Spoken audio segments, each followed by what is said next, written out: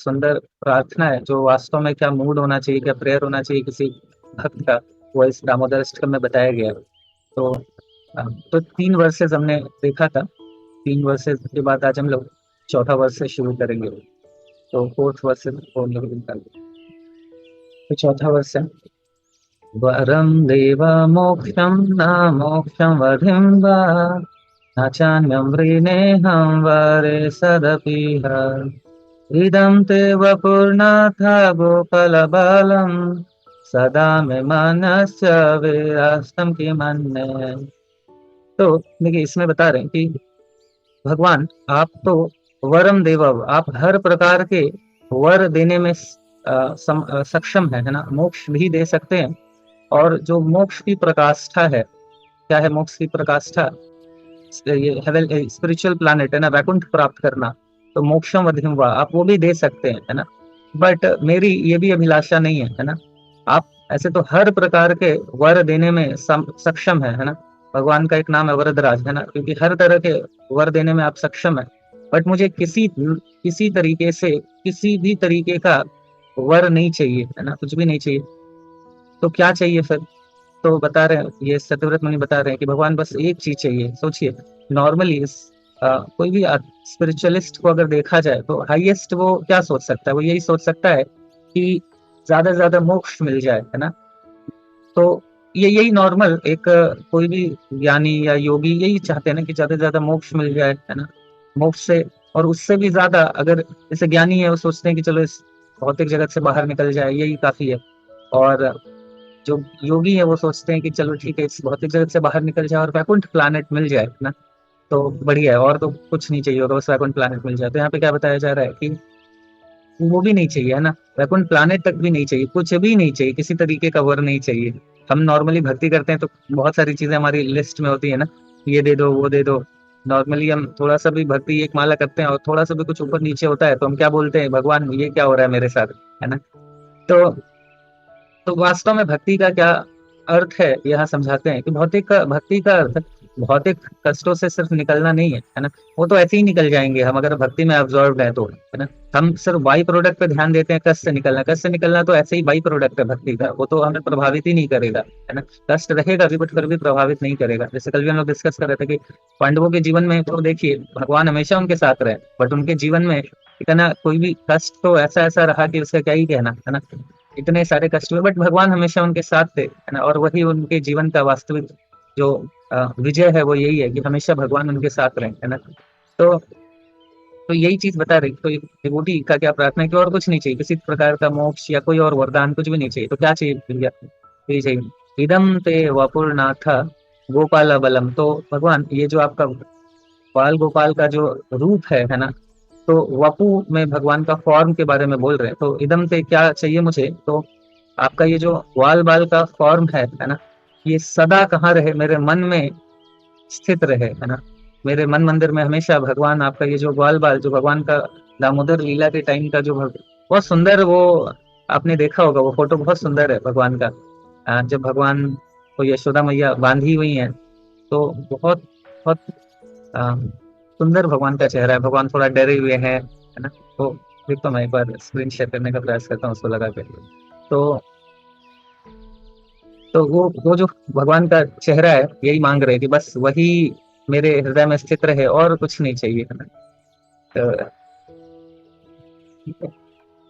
जैसे ये वाला जो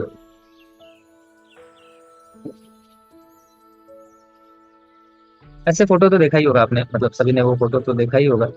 तो उसी के विषय में बता रहे कि आपका जो फोटो है मेरे मन में हमेशा स्थित रहे और मुझे किसी भी प्रकार के वरदान बिल्कुल नहीं चाहिए। ये जो फोटो है ना भगवान का, ये जो चेहरा है तो भगवान देखिए किस तरीके से आतंक के साथ यशोदा मैया को देख रहे हैं, है ना। तो वो भगवान जो फियर पर्सनिफाइड को भी फेयरफुल कर दे, वो भगवान कैसे यशोदा मैया को देख रहे हैं, है ना, डर से और कितने इनोसेंसी के साथ। वही भगवान आपको पता है, जो वराह वराह देव है ना, वराह देव, जब जिन्होंने हिरण्याक्ष का वध किया था, तो जो वराह देव है उनके विषय में बताया जाता है कि भगवान इतने ह्यूज थे कि जो भगवान का हेयर का पोर्स होता है ना, रोम छिद्र जिसको कहते हैं, तो वो रोम छिद्र ऐसा है, उसके विषय में बताया जाए तो ऐसा, इस मटेरियल वर्ल्ड में है ना, जितना भी आपका हिंद महासागर, प्रशांत महासागर है ना, ये जितने भी बड़े बड़े महासागर है, इस सबका पानी लेके आया जाए है ना, और सबका पानी भगवान के रोम छिद्र में डाला जाए, तो भी रोम छिद्र में फ्लड नहीं आएगा। मतलब एक रोम छिद्र को भी, ये इस भौतिक जगत के सारे महासागरों का पानी अगर लाके रखा जाए ना, तो भी एक रोम छिद्र नहीं भरेगा। आप इमेजिन करिए, भगवान का एक रोम छिद्र, जो वराह भगवान है, उनका एक रोम छिद्र ऐसा है ना, कि सारे भौतिक जगत का, सारे ओशन का पानी लाके तब भी वो एक रोम छिद्र नहीं भरे। और वो भगवान यहाँ यशोदा मैया के सामने है, और यशोदा मैया उनको एक बाल्टी से नहला भी देती है। तो सेम भगवान है, जो वही वराह रूप में है, वही भगवान यहाँ पे दामोदर रूप में है। और जिनका एक एक एक हेयर पोर नहीं भरने वाला है, वो एक मतलब पूरे ओशन से वो भगवान सिर्फ क्या हो रहा है, एक बाल्टी से नहा के एकदम बढ़िया निकल जा रहा है ना। तो ये भगवान का विशेष, बहुत विशेष प्रेम है ना अपने भक्तों के लिए। तो वो भगवान, हिरण्यकशिपु का एक बार क्या हुआ कि जब रावण ना इनसे गया था, हिरण्यकशिपु इनसे गया था बलि महाराज जी से, ये मांगने, हेल्प मांगने कि हमको राम जी को मारने में आप हेल्प करो ऐसा करके। तो जब बलि महाराज जी, मतलब जब रावण जा रहा होता है, तो वहां पे सिटी के मध्य में एक बहुत बड़ा सोने का पहाड़ दिखता है उसको, रावण को। तो जब वो आता है, पहुंचता है, तो पूछते हैं, तो जब अपना प्रपोजल देता है बलि महाराज जी को, तो बलि महाराज बोलते हैं कि अभी आप रास्ते में है तो बड़ा एक ह्यूज पहाड़ दिखा था सोने का, दिखा क्या आपको? बोले कि हाँ हाँ दिखा। बोले वो मेरे जो हिरण्यकशिपु है ना, दादाजी, दादा समथिंग, मतलब दादाजी ही लगेंगे, दादाजी के दादाजी ऐसा करके कुछ होगा। तो वो जो है उनके हाँ नहीं, दादाजी ही है ना शायद, हाँ दादाजी हैं, सॉरी दादाजी हैं। तो हिरण्यकशिपु बताए कि जो मेरे दादाजी हैं, उनका क्या है, उनका बस एक कान का कुंडल है ना, तो उसको आप हिलाने का भी नहीं सोच सकते हो जाके। तो वो अभी आपको सोने के पहाड़ जैसा दिखेगा, वो सिर्फ एक कान का कुंडल है। तो वो भगवान ने उनका भी चटनी बना दिया है ना। तो आपकी औकाती क्या है ना। तो उस कुंडल को आप हिला नहीं सकते, वो कुंडल हिरण्यकशिपु है, वो पहनता था एक कान में, है ना। तो वैसे व्यक्ति का भी हालत खराब कर दिया है कि नहीं, उनका भी, उनको भी मार दिया भगवान ने। तो आप किस खेत की मूली हो, सोचिए। तो वो भगवान जो इतने बड़े बड़े भयावह, इतने बड़े हिरण्यकशिपु जैसे भृकुटी, अगर थोड़ा सा भी भृकुटी मतलब आईब्रो को कहते हैं, तो अगर आईब्रो थोड़ा ऊपर नीचे करता था, तो सूर्य और बाकी जो अन्य देवी देवता है ना, वो थर थर कांपने लगते थे, है ना, कि क्या करना है अभी, अभी ये क्या करने वाला है ना, टेम्परेचर कम ज्यादा तो नहीं कर दिया मैंने, ऐसी हालत थी, है ना। तो ऐसी हालत थी सारे देवी देवताओं की। और वैसे वैसे जो असुर लोगों को मारने वाले भगवान है ना, यहाँ पे क्या है, बेचारे अपने छोटा सा, जो अपने छोटी छोटी भ्रुकुटी है, आईब्रोज है, उससे उससे डरे सहमे यशोदा मैया को देख रहे हैं, है ना। तो this is the power of love and devotion. तो भगवान को वास्तव में सबसे ज्यादा आनंद हराने में नहीं आता है, भगवान को हारने में आता है ना। यही भगवान है ना। प्रेम से भगवान को हारना कितने बड़े बड़े असुरों को भी हराने से ज्यादा प्रिय है, अपने भक्तों के द्वारा हारना। तो यही भगवान यहाँ पे प्रैक्टिकली डेमोन्स्ट्रेट कर रहे हैं, है ना, अपने भक्त के आगे हार के, कि वो भगवान को ज्यादा पसंद है। मतलब इमेजिन करके देखिए, वो भगवान ऐसे ऐसे बड़े बड़े असुरों को हराने वाले, मारने वाले, अभी जस्ट यशोदा मैया आके भय से कांप रहे हैं। तो यही सत्यव्रत मुनि प्रार्थना कर रहे हैं, और हम सभी का भी ऐसा ही प्रार्थना होना चाहिए कि भगवान ठीक है, बाकी सारी चीजें तो भौतिक जगत में लगी ही रहने वाली है ना। दुखालिया में ही कुछ ना कुछ तो रहेगा ही प्रॉब्लम, बट बाकी जो भी रहे नहीं रहे चलेगा। बट एक चीज सिर्फ चाहिए, क्या चाहिए, कि आपका ये जो मुखमंडल है, वो मेरे हृदय में हमेशा बना रहे ना, हमेशा इनका मैं दर्शन करता रहूं, हमेशा मेरे हृदय में आपका ये जो बाल गोपाल का रूप है, वो हमेशा स्थित रहे, और कुछ भी नहीं चाहिए। तो ऐसा करके हमें भी प्रार्थना करना चाहिए। बहुत सुंदर प्रेयर है ये। तो उसके बाद फिर आगे क्या आप प्रार्थना कर रहे हैं, फिर आगे बताते हैं कि भगवान के और रूप का डिस्क्रिप्शन कर रहे हैं सत्यव्रत मुनि। नेक्स्ट वर्स में बता रहे हैं कि इदं ते मुखं भोजम अत्यंत नीलैर कृतं कुन्तल स्निग्धरक्तश्च गोप्य मुहुश्चुम्बितं बिम्बरक्तधरं मे मनस्य विरास्तामलं लक्ष्यलाभो। तो बहुत, ये यहाँ पे एक्चुअली ये इंग्लिश से हिंदी में ट्रांसलेट करा है इसने, गूगल ने, तो इसको कुंभितम कर दिया। ये कुंभितम नहीं है, गलत ट्रांसलेट हुआ, ये चुंबितम है ना? तो बताया जा रहा है कि भगवान, तो अब भगवान का जैसे चौथे वर्ष में बोला कि आप सत्यव्रत मुनि ने बोला कि आपका ये जो बाल गोपाल का रूप है वो हमेशा मेरे मन में, मेरे हृदय में स्थित रहे, हमेशा मैं इसका दर्शन करता रहूं, है ना। तो उसके विषय में आप फर्दर डिस्क्राइब कर रहे हैं नेक्स्ट वर्स में कि किस तरीके का भगवान आपका मुख है। तो कैसा है कि मुखम भोजन, आपका ये जो मुख है ये लोटस के समान है ना। कैसा है? लोटस के समान है। और कैसा लोटस है? ब्लू लोटस है, अत्यंत नीला है। तो आपका ये जो मुख मंडल है वो ब्लू लोटस के जैसा है। एक्चुअली हम लोग लोटस से क्यों कंपेयर करते हैं, वास्तव में देखा जाए तो भगवान को लोटस का कोई, लोटस एक्चुअली बड़ा बहुत डेलिकेट होता है इस भौतिक जगत में। सबसे ज्यादा डेलिकेट सुंदर देखा जाए तो वो है लोटस। लेकिन वो जो वास्तव में उस लोटस का कोई कंपैरिजन ही नहीं है भगवान के डेलिकेटनेस से, भगवान की सुंदरता के साथ। बट प्रॉब्लम क्या है कि इस भौतिक जगत में उससे अच्छा हमारे को, हमारे लिए कुछ है ही नहीं देने के लिए उपमा, है ना। इसलिए हम लोटस को यूज करते हैं। बट वास्तव में कोई भगवान से अगर देखा जाए तो लोटस का क्या ही कंपैरिजन है ना। भगवान तो, भगवान को मतलब ज्वेलरी भी पहनाई जाती है, तो इसलिए तो उस भगवान को जब वो ज्वेलरी पहनाती है तो ज्वेलरी की सुंदरता बढ़ती है, भगवान की सुंदरता नहीं बढ़ती। भगवान की सुंदरता तो ज्वेलरी पहनाने से, उस ज्वेलरी की सुंदरता को बढ़ाने के लिए भगवान को पहनाया जाता है ना। तो ये मतलब ये जस्ट एग्जेजरेशन नहीं है, वास्तव में भगवान इतने सुंदर हैं कि उनको ज्वेलरी की आवश्यकता नहीं है ना। ज्वेलरी को पहनाते हैं ताकि उनको भगवान, उनको ज्वेलरी सुंदर लगे, है ना। तो वैसे तो ये भगवान इतने सुंदर हैं, तो अब इस भौतिक जगत में हम किससे कंपेयर कर सकते हैं? तो एक ही ऑप्शन है लोटस, है ना। इसीलिए लोटस से हम लोग कमल से कंपेयर करते हैं। तो कैसे कमल के जैसा भगवान का मुख है ना, वो है अत्यंत नीला है ना। कैसा है कि ब्लू लोटस है ना।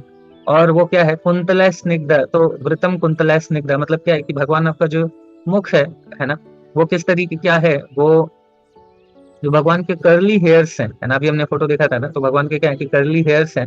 तो उन कर्ली हेयर्स से भगवान का ये जो मुखमंडल है, तो ये देखिए जो भगवान के कर्ली हेयर्स हैं ये चारों तरफ से चेहरे को भगवान के घेरे हुए हैं, है ना।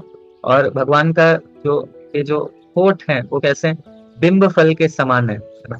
तो बिंब फल बहुत रेड होता है, बिंब फल एकदम जैसा ब्लड के जैसा रेड होता है, मतलब बहुत बहुत रेड होता है।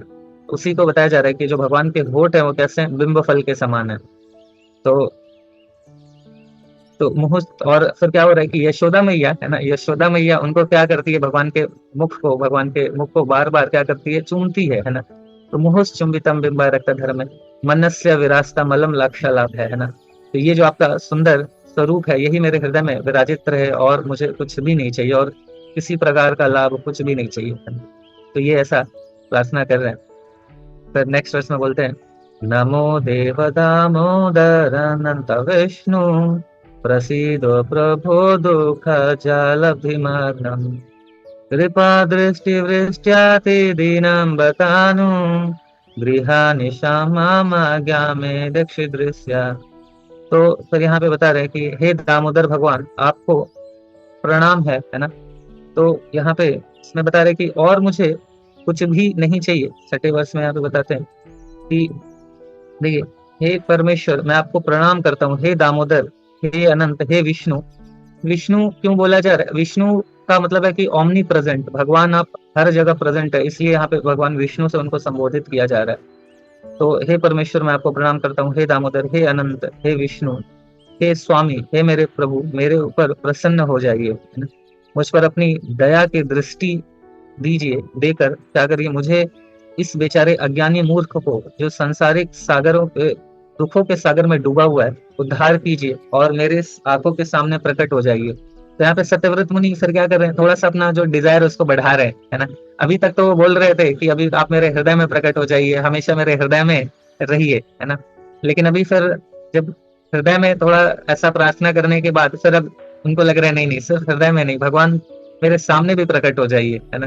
तो इस तरीके से इंटेंस प्रार्थना उनकी हो रही है कि भगवान अभी मैं इस भौतिक जगत में क्या है कि देखिए, हम इस भौतिक जगत में दुखी क्यों है? भौतिक जगत तो दुख का सागर है, ये तो पक्की बात है ना। Material world is full of miseries. But हम क्यों दुखी है? इसीलिए है क्योंकि हमारा एब्जॉर्प्शन अभी तक इसमें, इसी भौतिक जगत में, है ना। तो हमारा जब एब्जॉर्प्शन भगवान में हो जाएगा तो फिर हमें दुख नहीं होगा, क्योंकि इस भौतिक जगत का स्वभाव ही है दुख वाला, है ना। लेकिन उसी तरह भगवान क्या है? सच्चिदानंद है। तो प्रॉब्लम बस यही है कि हमारा एब्जॉर्प्शन कहाँ है, भौतिक जगत में, आध्यात्मिक जगत में है ना, बाकी चीजों में या भगवान में है।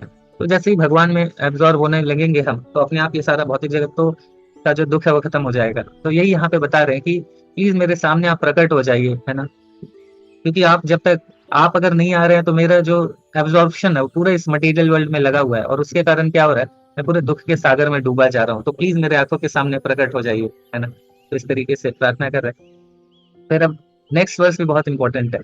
वो तो बोल रहे हैं सत्यव्रत मुनि, कुबेरात्मजो बद्धामूर्तय यद्वत् त्वयामुचितो भक्ति भाज प्रीतो च तथा प्रेम भक्तिं सा त्वां मे प्रयच्छ न मोक्षे ग्रहो में दामोदरेहा। तो बता रहे हैं, तो यहाँ पे अभी रेफरेंस दे रहे हैं ना। जैसे कई बार हम कोर्ट में कोई केस फाइल करता है व्यक्ति, तो उसको रेफरेंस देता है ना। क्या रेफरेंस देता है कि अभी फलाना फलाना केस में ये ऑर्डर हुआ था, है ना। तो उसी तरीके से अभी इस केस का भी ऑर्डर अकॉर्डिंगली आप कर सकते हैं। तो वैसा ही प्रार्थना यहाँ पे सत्यव्रत मुनि कर रहे हैं कि देखिए भगवान, मैं क्यों ये प्रार्थना कर रहा हूँ कि मेरे ऊपर कृपा कर दीजिए, मेरे ऊपर कृपा कर दीजिए। ये case number so and so, कौन सा केस नंबर के विषय में बात कर रहे हैं कि भगवान आपने तो ये जो कुबेर के दो पुत्र हैं, नल कुबेर मणिग्रीवा, तो इन दोनों का भी उद्धार किया। तो ये क्या हुआ था कि नल कुबेर मणिग्रीवा दो भाई थे, कुबेर के पुत्र थे। तो वही है कि जब पैसा खूब ज्यादा होता है और सही एजुकेशन नहीं मिलता है, तो फिर क्या होता है कि व्यक्ति वो पैसा ही उसको बर्बाद कर देता है ना। इस जितने मोस्टली जो झगड़े होते हैं, है ना, वो झगड़े का मेन कारण क्या है, पैसा ही है ना। One of the most important reason जिसके कारण झगड़ा होता है वो पैसा। एक बार एक डिवोटी, मतलब अभी एक यूथ डिवोटी है, तो बता रहे थे एक बार की मतलब बचपन में, अभी तो मेरे पास खूब सारा पैसा, ये सारी चीजें हो गई है ना। तो पहले मुझे ऐसा लगता था कि शायद मेरे जीवन में मैंने हमेशा अभाव देखा है जीवन में, है ना। तो अभी मेरे पास सब पैसा वैसा तो सब चीज हो गया, है ना। लेकिन तो मुझे अभी लगता था कि शायद यही सुख देगा। लेकिन अभी मैं इस चीज को रियलाइज करता हूँ कि मेरा जो बचपन अभाव में बीता बड़ा अच्छा था, क्योंकि उस अभाव के कारण हम लोग पूरा परिवार एकजुट रहते थे। सब लोग मिलके कॉम्प्रोमाइज करते थे और सब लोग साथ में रहते थे, है ना। हम लोग अगर जूस भी एक एक भी बोतल अगर जूस खरीद रहे हैं तो थोड़ा थोड़ा सभी लोग पीते थे। तो वो जो यूनिटी था अब नहीं है। अब हमारे पास बहुत सारी फैसिलिटी है, बहुत सारा पैसा है, बट वो नहीं है। अब सभी अब हर रूम में अलग अलग टीवी लगा हुआ है ना। हर कई गाड़ियां हैं, तो सब अलग अलग यूज कर रहे हैं। बट जो पहले था कि सब एक साथ, पहले एक छोटा सा घर था, एक रूम था, सब उसी घर में रहते थे, उसी में किचन भी था, है ना। तो उसी में किचन भी था, तो हम लोग सब एक दूसरे को देखते रहते थे, एक साथ में रहते थे। तो ये उस समय मुझे नहीं समझ में आता, तो उस समय लगता था कि कितना अभाव है। बट आज मैं बहुत मिस करता हूँ बहुत, कि वो नहीं है अभी, है ना, वो चीज।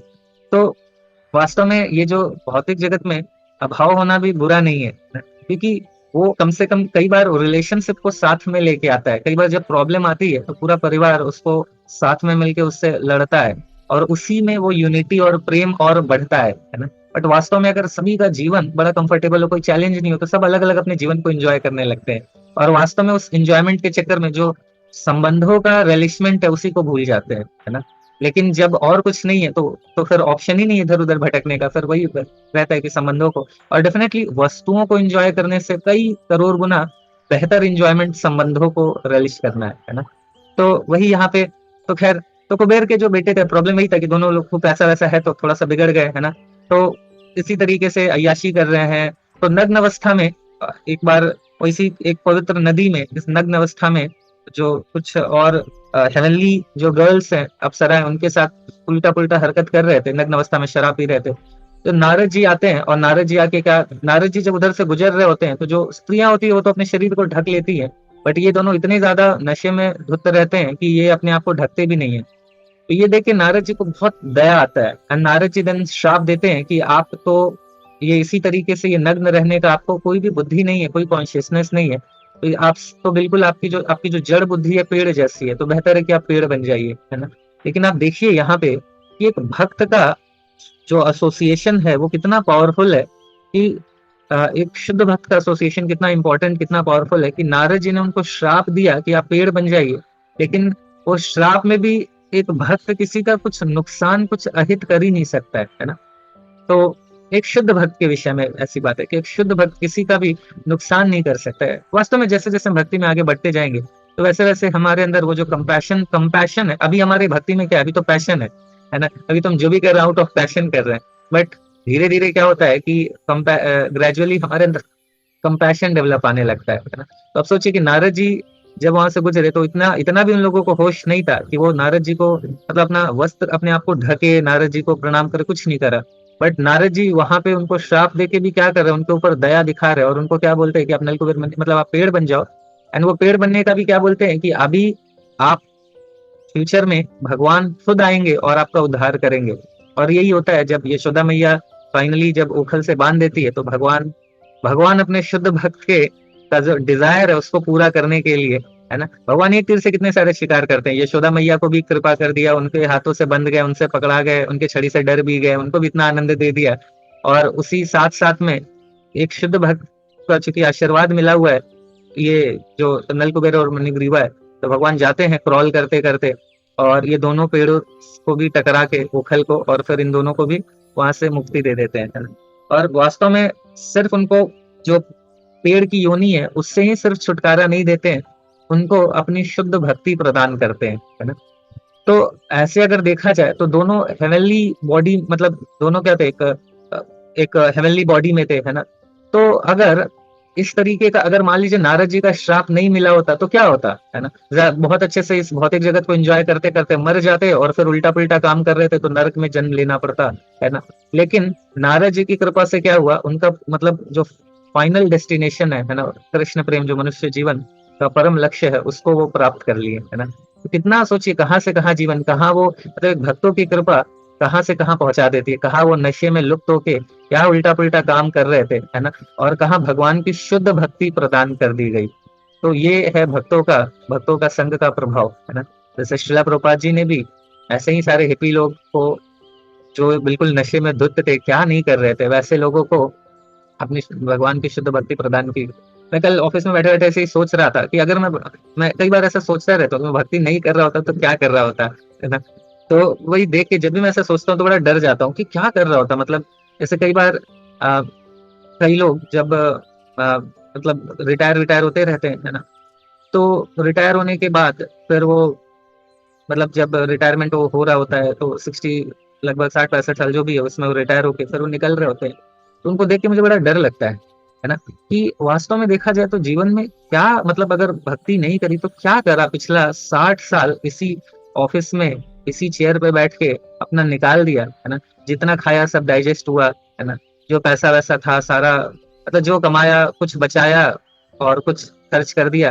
बट डिसअपॉइंट मतलब इस जीवन के इस मोमेंट पे देखा जाए किसी के बच्चे को थोड़ा किसी ने स्टेबल कर दिया, पैरों पे खड़ा कर दिया, कि कोई वो नहीं कर पाया तो थोड़ा सा अपना फाइनेंशियली उनको अभी भी सपोर्ट करने की आवश्यकता है। बट जो भी है जिसने स्टेबल कर भी दिया, पैरों पे खड़ा भी कर दिया, कुछ ना कुछ नौकरी भी करवा दिया, सब करवा दिया, बट वास्तव में जीवन में अचीव क्या किया, है ना, क्या किया जीवन में अचीव, बच्चे पैदा किए और उसके बाद फिर उसको नौकरी दिला दी कि चलो 2 टाइम का खाने का इंतजाम कर दिया, यही तो किया, है ना।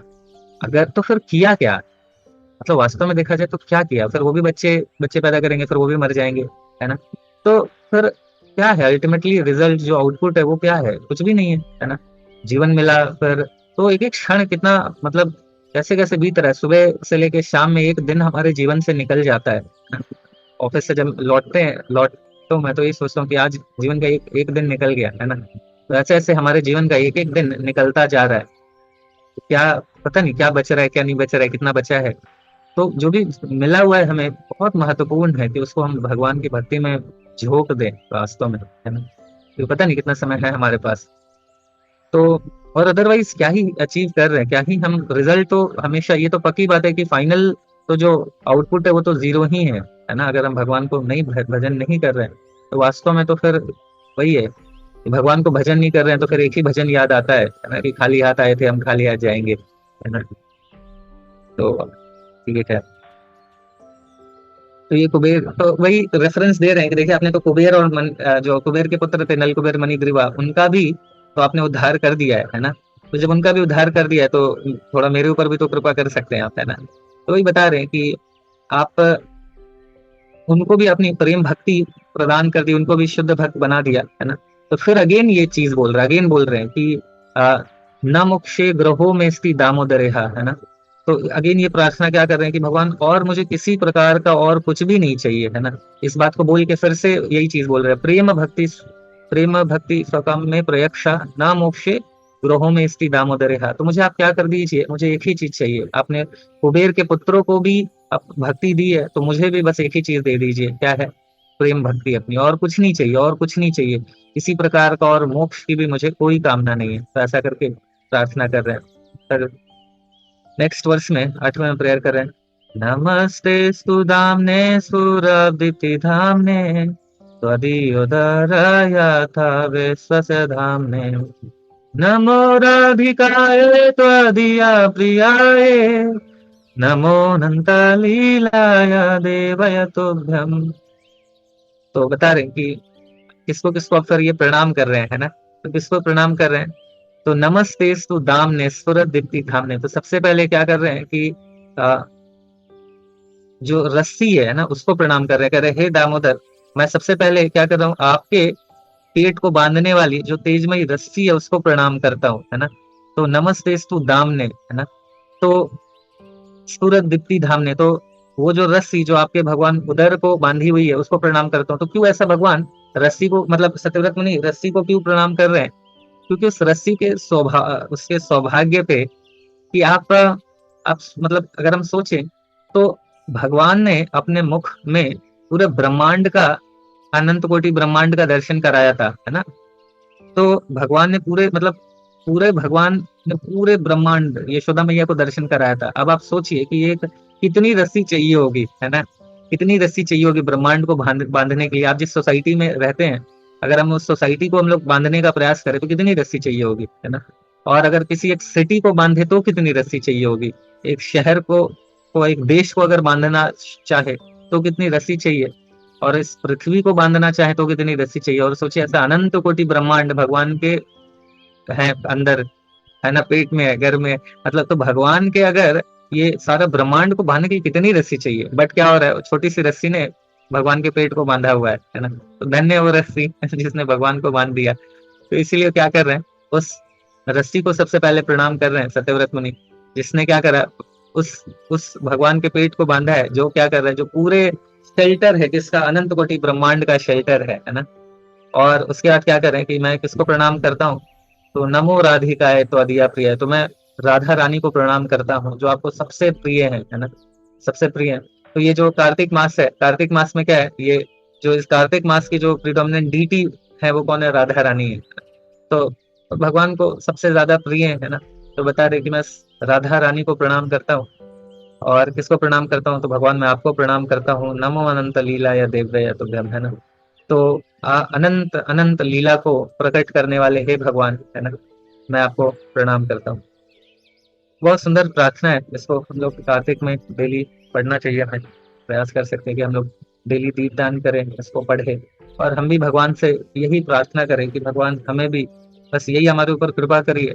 और वास्तव में सच में एक ही बेनिडिक्शन, एक ही कृपा की आवश्यकता है कि हमारे हृदय में भगवान का स्मरण होता रहे, और वास्तव में कुछ नहीं चाहिए, है ना, वास्तव में कुछ नहीं चाहिए। जैसे हनुमान जी भी रामायण में इस बात को बताते हैं कि दुख क्या है करके बताते हैं हनुमान जी। तो हनुमान जी यही बोलते हैं कि अगर भगवान राम का स्मरण ना हो तो बस यही दुख है, बाकी मटेरियल स्थिति जैसी भी हो, दुख तो बस एक ही है कि भगवान का स्मरण हो रहा है नहीं हो रहा है। अगर नहीं हो रहा है तो वो वास्तव में दुख की बात है।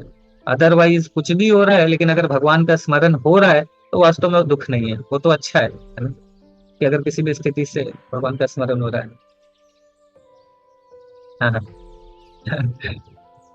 एक प्रश्न है कि जो चुंबितम वाला जो है कि भगवान यशोदा मैया भगवान को बारंबार चुमती है, तो ये भगवान को बांधने के बाद आता है यशोदा मैया को। तो नहीं, यहाँ पे ऐसा नहीं है, मतलब ये मतलब बताया जा रहा है कि वो मुख के विषय में मुख को ग्लोरीफाई किया जा रहा है भगवान का, कि भगवान का जो मुख है, मुखमंडल है, वो हमेशा यशोदा मैया के द्वारा, यशोदा मैया हमेशा उनको प्रेम करती है, हमेशा उनको चुंबन देती रहती है ना, प्रेम से। तो वो बताया जा रहा है। अभी तो यशोदा मैया गुस्से में, अभी तो बांधी है, अभी बांध के अभी उनको थोड़ा सा ये नहीं आ रहा है, मतलब अभी प्रेम नहीं कर रही है उनको, अभी तो बांध के बस छोड़ा हुआ है उन्होंने, है ना। तो ये जो दामोदर महीने में हम जो लैंप ऑफर करते हैं उसका भी यही है, प्रभु जी ने बताया ही होगा उस दिन, तो कि जब सारे एक्चुअली क्या हुआ कि भगवान सुबह से बांधने का यशोदा मैया कोशिश कर रही थी, ऐसा करते करते शाम हो गया। तो शाम हुआ तो फिर सारे जो गोपियां थी, अब जब बंध गए भगवान तो फिर सबको बड़ा पूरे हल्ला हो गया वृंदावन में, मतलब इधर की अभी ये भगवान बंध गए। तो अब सब लोग सोचे कि अरे ये भगवान बंध गए तो फिर तो देखना चाहिए। तो बाकी सब पूरे मतलब ब्रह्मांड ब्रह्मांड से सभी लोग आ गए, कोई प्रकट रूप से कोई अप्रकट रूप से, बट हर कोई आके देखना चाह रहा था कि भगवान है। तो अभी क्या है कि अंधेरा था, है ना, इसलिए सब अब क्या करे, दीप लेके आए, है ना। तो दीप में देख रहे थे, अच्छा भगवान ये बंधे हुए हैं क्या, तो भगवान के चरण को देखे, फिर भगवान के कमर को देखे, फिर भगवान के मुख को देखे, अच्छा कृष्णा ही है, कोई और तो नहीं है। तो फिर उसके बाद फिर तो इसी तरीके से देख के ये लैंप जब हम ऑफर करते हैं तो उसी तरीके से हमारा भाव होना चाहिए। तो वास्तव में जब हम लैंप ऑफर करते हैं ना, तो हमारा भाव यही होना चाहिए कि हम अपने हृदय को इस दीपक के रूप में ऑफर कर रहे हैं हम लोग, है ना। तो वैसा भाव होना चाहिए कि लैंप को दीपक नहीं है, ये हमारा हृदय जो हम भगवान को इस कार्तिक में ऑफर कर रहे हैं। ठीक है, तो समय भी समाप्त हो गया है, तो यहाँ पे रुकते हैं हम लोग। हरे कृष्ण। हरे कृष्णा हरे कृष्णा कृष्ण कृष्णा हरे हरे हरे राम